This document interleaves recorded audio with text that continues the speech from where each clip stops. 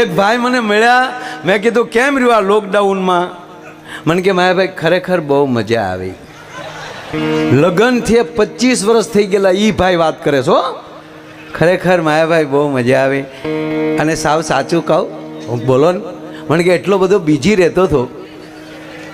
મને 25 વર્ષે લોકડાઉનમાં ખબર પડી તમારા ભાભીને નાક પાસે નાનો એવો કાળો તલ છે. નિરખીન જોવાના મોકા નહોતા, એને બદલે હામ હામું જોયા જ કર્યા પડ્યા.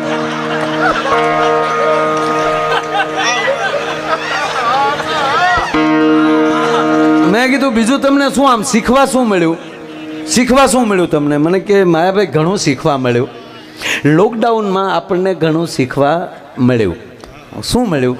મને કે મને પહેલી વાર ખબર પડી પોતું મારતા મારતા પાછું હલાય, ઝાડુ કાઢતા કાઢતા આગળ હલાય. અમુક અમુક એવા પોઠિયા તૈયાર થઈ ગયા ભાઈ. પછી ધીરે ધીરે થોડું થોડું ખુલ્લા બહાર નીકળવાનું કહી ગયું કે તમારે જરૂરિયાત ચીજ વસ્તુ માટે જવું હોય તો છૂટી થઈ, દૂધ લેવા અથવા તો બકાલું લેવા. પછી તો હોન્ડા લઈને નીકળી જાય, પોલીસ ઊભા રાખે, એ કઈ બાજુ? હા, બકાલ લેવા ગયો તો ધડદીને ભીંડો દેખાડે, બકાલ લેવા ગયો તો નીકળ. પછી એક દિવસ પોલીસનો મગજ ગયો, એ કે ભીંડો બદલાવ્યા તવાઈ ગયો તારો બાપ. અમુક એનો ભીંડો આરે રાખતા હતા. બોલો, એક જગ્યાએ કલાકાર બહુ ઉલ્લી ઉલ્લીને બોલ, દીકરી વાલનો દરિયો છે મિત્રો. તો એક છોકરો ઊભો થયો, દીકરી વાલનો દરિયો તો અમે હું આઠાની હરિયો છે ભાઈ.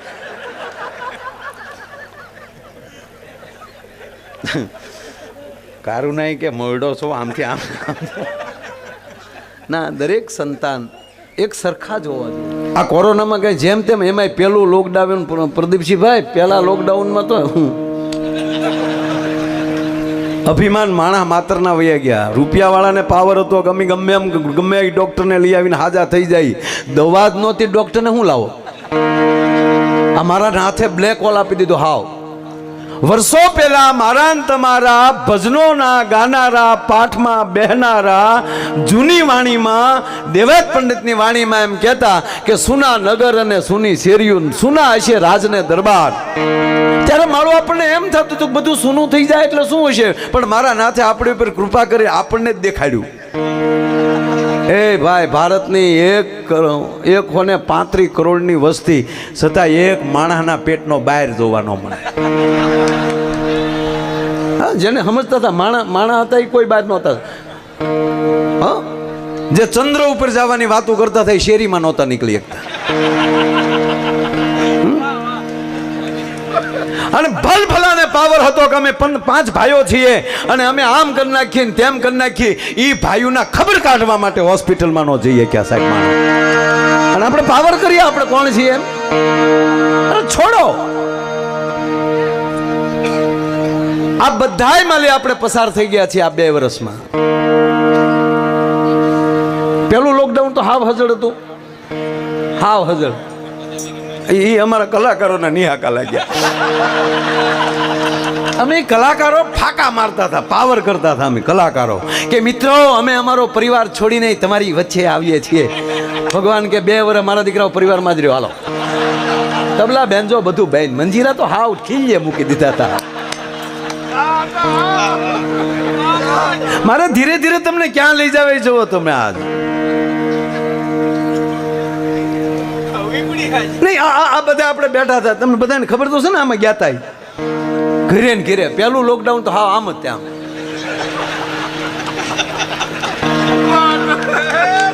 હમણાં સાહેબ મને હમણાં એક ભાઈએ હજી તે શરૂ જ નથી કર્યું કાંઈ,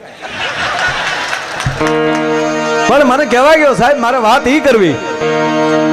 આ દેશ જે આ ભારત ભૂમિ છે ને, આ રાષ્ટ્ર છે ને, એ સંતોનો શક્તિનો ઉપાસકનો દેશ છે. તમે શિવને કઈ જ્ઞાતિના કહી શકો? તમે રામને કઈ જ્ઞાતિના કહી શકો? જે ઘરે જન્માય મહાન વાત છે. પણ મને કહેવાય ગયો કે જો જ્ઞાતિ ઉપર હાલતા હોય તો આ ધરતીના સંત રાતે નીંદર નો આવે, ખવારમાં એટલા સંતો આવશે અને મારે આને જમાડવા ક્યાંથી? આનું એટલું બધું બાજરો દળશે કોણ? આ ઓચિતા એટલા બધા સંતો આવી જાય અને કહેવાય ગયો સાહેબ આખી રાત ઘંટી હાલે, આખી રાત ઘંટી હાલે ને સવારે જોવે તો લોટના ઢેગલ્યા હોય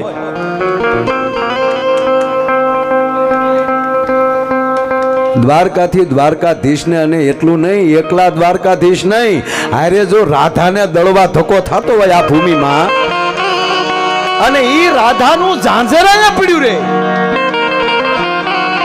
માં ભગવતી રાધાનું એક પગનું ઝાંઝર પડ્યું રે, એની ઉપરથી આ ભૂમિનું નામ ઝાંઝરકા પડે, આનાથી બીજો પુરાવો તમારે કેવો જોવે? અને મને તો ઈ થાય છે કે આપણને બધાને આ આભડ શેઠને રસ્તે ચડાવ્યા કોને એને ગોતું કીધું. બિલકુલ તમને સારું લગાડવા નથી કે તો ઇતિહાસને સાથે લઈને ચાલવા માંગુ છું. તમે કોને તમારથી કોણ અભડાતું હતું? આ રૂપકમાં ચોટાડ્યા કોણે? કા આઝાદી આવી ત્યારે જે તે પક્ષને તમારી સાથે એને રાખવા થા, એને કઈક ઉંબાડિયા કર્યા છે? મુગલોએ તો કર્યું જ છે.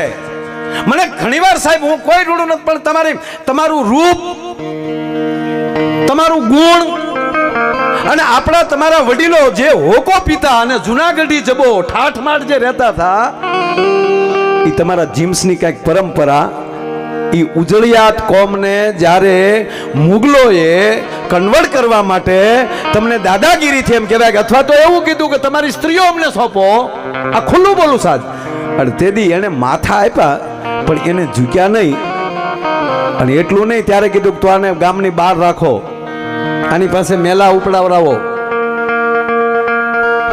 એનું પગલું ન પડવું જોઈએ, એની પાછળ એમ કહેવાય ખણીયું બંધાવો. એ કોને બંધાવ્યું? એને.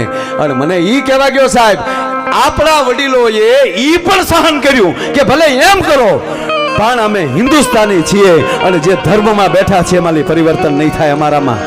અને આજ ઈ વડવાનો માણસ, ઈ પરંપરાનો માણસ બીજા ધર્મમાં જાતો હોય ને ત્યારે અમને ઇતિહાસકારોને રોવું આવે છે કે હાય હાય હાય, આ માણસને શું થયું કે આજ ઈ ક્રિશ્ચન થવા નીકળી ગયો. એનો દાખલો દઉં તમને. જો આવું હોત તો પ્રભાસ પાટણમાં એક હરિજનનો દીકરો પ્રભાસ પાટણથી નીકળે, માને કહીને માં હું કામે જાઉં છું, આ સત્ય ઘટનાની વાત કરું. કોકની મેઘાણીને વાંચજો, સૌરાષ્ટ્રની રસધારું વાંચજો. ન્યાલી નીકળે, રસ્તામાં એક ગામ આવે, ગામને જાપે ઈ પોરો ખાવા પાણી પીવા માટે પનહારી બેનુને કહે છે બેન મને પાણી પાવ.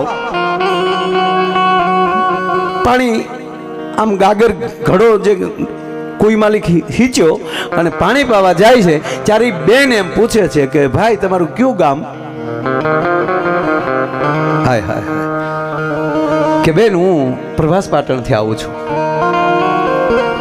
અહીંયા આવ્યા છો? કે ના, વણકર છું અને મારે થોડું કામ છે ને એટલે બાજુના ગામમાં આગળ જાઉં છું.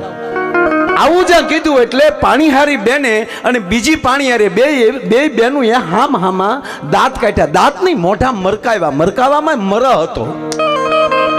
જ્યાં મરહનું હાસ્ય જોયું એટલે ઓલી બેન અટકી ગઈ. એટલે ઓલા ભાઈએ પણ કીધું કે બેન મારે પાણી નથી પીવું. કે કેમ ભાઈ, તમને કઈ ખોટું લાગ્યું? તાક ના, તમે દાંત શેના કાઢ્યા એ મને કહો, તમારા હાસ્યમાં કઈક મર્મ છે. કે ના એવું નથી. ના ના ના ના, તાક તો સાંભળીજો ભાઈ, બીજું કાંઈ નહીં, પણ તમે એમ કીધું કે હું અહીંયા નથી આવ્યો, મારે બાજુના ગામમાં જવું છે. અમારે એમ કે તમે રૂપાળી બાના મામેરિયા હશો. સાહેબ તમે ઇતિહાસ તો ખોલો કોક દી. અમારે એમ કે તમે રૂપાળી બાના મામેરિયા હશો. અને ત્યારે એને કીધું કે બેનબા માફ કરજો, હજી મને ચોખવટ નથી થઈ, મને સેજ ખુલાસો કરો. ભાઈ તમે જ્યાંથી આવો છો પ્રભાસ પાટણથી, ત્યાંના રાજાના દીકરી અમારા રાજાના દીકરા વેરે છે. આજે અમારા એક રાજાના કુંવરના લગ્ન છે, એટલે બેન મોટા છે, એટલે ન્યાલી કોઈ મામેરું લઈને નથી આવ્યું ને, એટલે અમને એમ થયું કે તમે મામેરિયાથી આવ્યા હશો. રૂપાળીબા, રૂપાળીબા તમારા પાટણના છે. એવું છે બેન? કોઈ નથી આવ્યું? કે ના કોઈ નથી આવ્યું. બા ઘડીક ગઢને કાંગરે ચડે છે, ઘડીક દોઢી આવીને આમ લાંબા નેજા માંડે છે, પણ હજી કોઈ આવ્યું નથી. તક બાપા મને છે જ કયો ને રાજગઢ ક્યાં આવ્યો છે?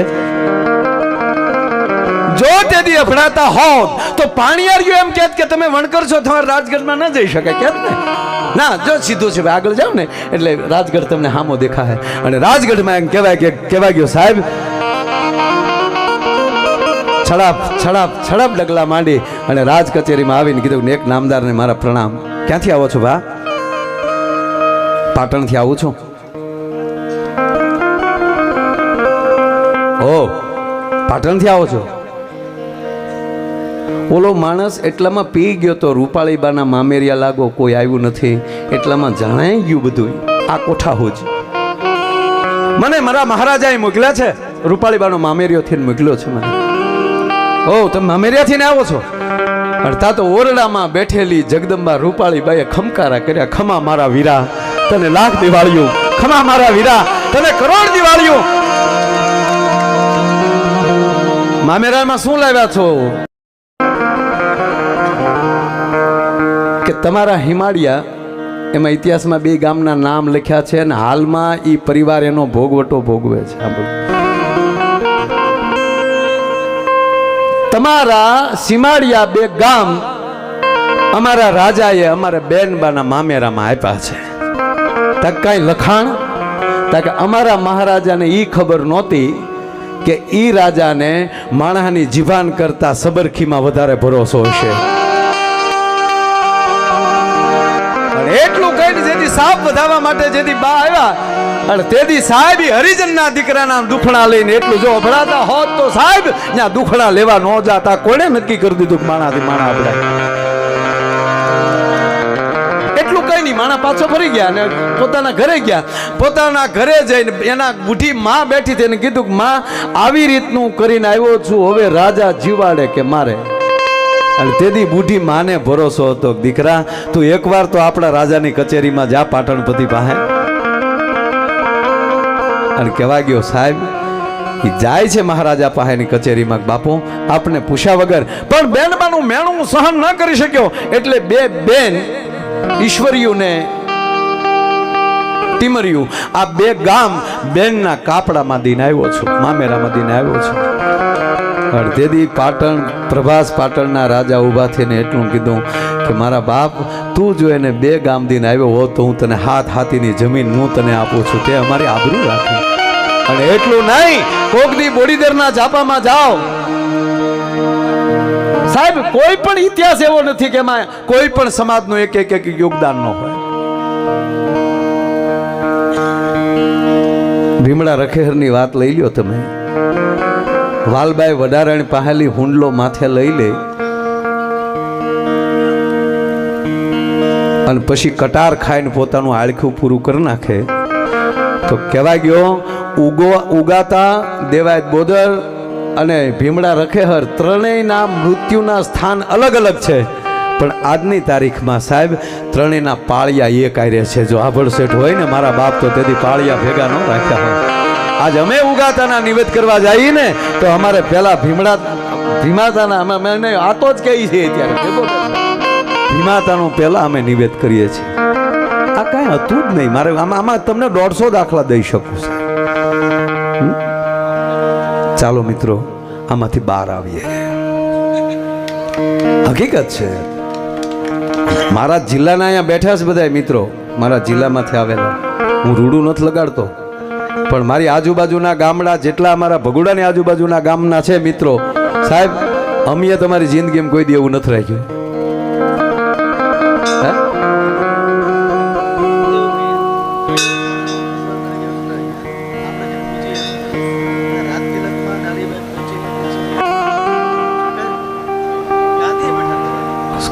ખૂબ ઇતિહાસ. આ જેટલા મહાપુરુષો સાહેબ આવે છે ને એ બધા જ્યારે કાંઈક વિખાતું હોય ને ત્યારે ભેગું કરવા જ આવે.